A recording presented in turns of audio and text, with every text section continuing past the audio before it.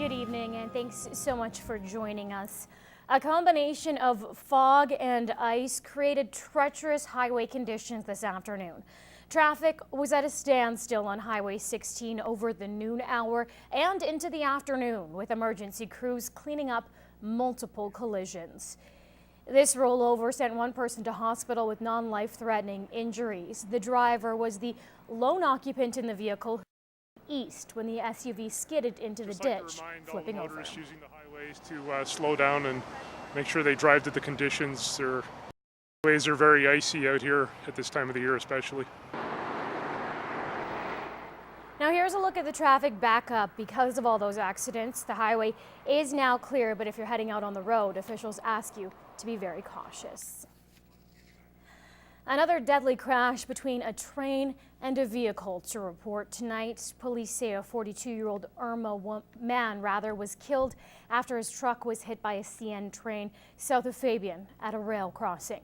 Police say crossing lights and warning arms were fully functional at the time of the crash. The CN line was closed for several hours yesterday as the investigation continued, but the line is now reopened. Police aren't releasing the victim's name, and speed and alcohol are not believed to be factors in the crash. Well, police are still investigating a deadly house fire that broke out Sunday afternoon, but RCMP don't suspect foul play. A 55-year-old man is dead after the fire broke out inside one of the homes at Sunnyside Trailer Park. Heavy smoke could be seen coming out of the home late yesterday afternoon. Firefighters contained the blaze before it spread to other homes. Reports were initially that there was more than one occupant in the house. With the assistance of the fire department, the fire was put out, yet unfortunately an adult male was located inside of the house and was deceased. No one else was injured in the blaze. There is still no word on what caused the fire or a damage estimate. The victim's name is not being released at this time. Meantime, members of the Britannia-Wilton Fire Department dealt with a garage fire in Marshall Saturday night. There are no reports of injuries, but there was extensive damage to two vehicles inside. When crews arrived, the double-car garage was engulfed in flames. The blaze was quickly extinguished, but there is still no word on the cost of damages or the cause of the fire. Well, RCMP are searching for two escaped inmates who fled from the Willow Cree Healing Lodge last night. Warrants have been issued for 31-year-old Royce Bear, convicted of assault with a weapon and manslaughter, and 23-year-old Brandon White, convicted of manslaughter. The Healing Lodge is roughly 330 kilometers away from Lloydminster.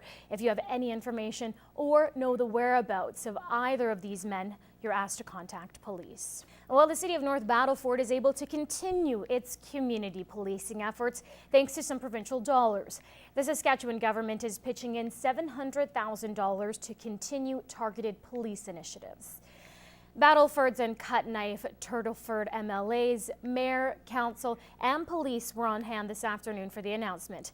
This is annual government funding used to fund the service of 7 RCMP officers in the city. Well, after a 6-week break, Parliament is back in session today in Ottawa. And with that, the Idle No More movement declared today as a World Day of Action. In St. Paul, members from 3 different Aboriginal communities joined together for a peaceful walk down Main Street, trying to shed more light on their concerns for Bill C-45. With these bills, they're infringing on treaty. They're violating the treaties. Something that was required by royal proclamation in 1700s. Nearly 150 people took part in the walk this morning, and organizers say they will continue to create awareness until the government understands what they're doing. That's what we're trying to do is get people interested enough to know what's really happening. We're not here to be an enemy. We're here to stand together for this. Saddle Lake, Kahiwan, and Frog Lake First Nations were all represented. We'll have a national look at this story a little later in our cast.